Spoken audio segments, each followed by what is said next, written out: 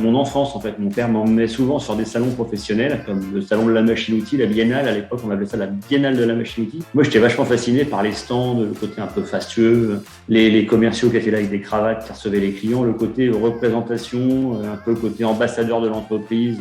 Toujours eu un intérêt pour le scientifique, donc j'ai fait une terminale SSI au lycée et j'ai été très intéressé par le côté électricité électronique, on va dire. Et donc c'est comme ça que je me suis orienté dans ce domaine-là en fait.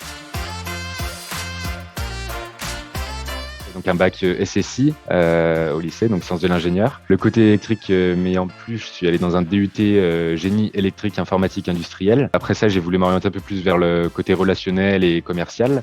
Donc j'ai fait une licence professionnelle TCPSI, technique de commercialisation en produits et services industriels. J'ai connu IFM électronique sur le salon Global Industrie en participant à un petit concours où en fait le PDG d'IFM électronique France faisait partie du jury. Je les ai ensuite démarchés à partir de cette rencontre-là pour obtenir une alternance. Et donc actuellement, je suis en master d'ingénieur d'affaires, toujours en alternance avec IFM électronique qui m'ont repris pour cette formation-là. J'ai fait un bac F1, ensuite j'ai fait un BTS MAI, mécanique et automatisme industriel. Et ensuite, j'ai fait une formation à Amiens d'1 an pour des gens qui faisaient une formation technique et qui voulaient avoir un bagage commercial. Donc ça m'a donné l'occasion de faire un stage aux États-Unis pendant 6 semaines. Ensuite, j'ai été embauché.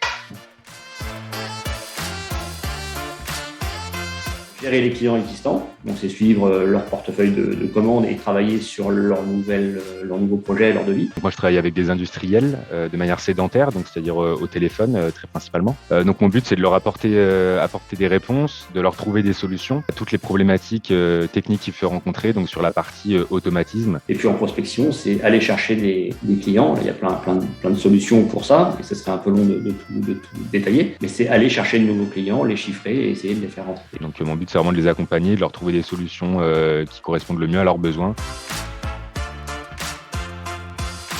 Il y en a beaucoup quand on fait du commerce et qu'on prend un nouveau client, c'est toujours un bon souvenir. À chaque fois que je prends un nouveau client, une pièce nouvelle, j'ai toujours le même plaisir. Je dirais les premières fois où j'ai eu des projets un peu complets, ce genre de projet où les clients vraiment me remerciaient à la fin, où je leur ai vraiment apporté quelque chose et où voilà, je me sentais vraiment utile, je sentais vraiment ma valeur ajoutée. Croiser sur la route un camion avec une marque sur la bâche, de la relever un peu à l'arrache comme ça, de la marquer sur un post-it et de voir que quelques mois après, cette intuition qu'on avait eue s'est convertie. On a appelé la personne en rentrant au bureau, c'est devenu un client et on écrit une histoire comme ça qui part de pas grand-chose. Je pourrais également dire les quelques fois où j'ai pu aller en visite terrain avec des commerciaux itinérants pour le contact avec les clients et puis voir un peu plus concrètement les installations des clients, c'est toujours intéressant. Que j'ai eu qui peut vous intéresser, c'est que je devais participer aussi au salon Global Industrie en 2020. Puis je devais faire partie du jury du même concours auquel j'avais participé l'année d'avant en fait. Mais du coup, voilà, de l'autre côté de la table, quoi. J'ai un gros regret. Et j'ai été embauché il y a 25 ans cette année par monsieur Jacques Confrère, qui était le dirigeant de l'entreprise à l'époque. Et j'ai pu travailler avec lui pendant 7 ans et j'ai énormément appris. Il a beaucoup partagé avec moi sur son expérience et ses méthodes de fonctionnement. J'aurais vraiment aimé partager plus avec lui pour son côté humain et j'aurais aimé également qu'il voit comment son entreprise avait pu évoluer au travers de la passation qu'il avait fait à son fils. Méthode d'approche commerciale évolue beaucoup. Le travail évolue en ce moment, on l'a beaucoup remarqué avec la crise sanitaire, donc on s'est beaucoup plus développé sur les visites en visio. Donc ça amène une nouvelle dimension, une nouvelle façon de présenter les choses. On rencontre beaucoup moins les gens, on travaille beaucoup plus par le biais du web, des réunions virtuelles. Par contre, on se doit d'être très présent justement sur la partie numérique.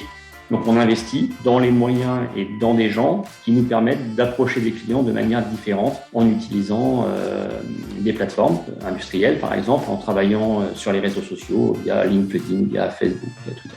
Ce qu'on se rend aussi compte dans l'évolution du métier, c'est que de plus en plus, ça passe par les réseaux sociaux, notamment pour la communication et aussi pour la prospection de nouveaux clients. Le côté e-commerce va pas vraiment impacter mon métier selon moi, puisque voilà, moi mon but c'est vraiment de trouver des solutions aux clients, sans même parler du côté relationnel qui est très important, surtout chez IFM, qui ça, une fois de plus, pourra pas être remplacé par un site.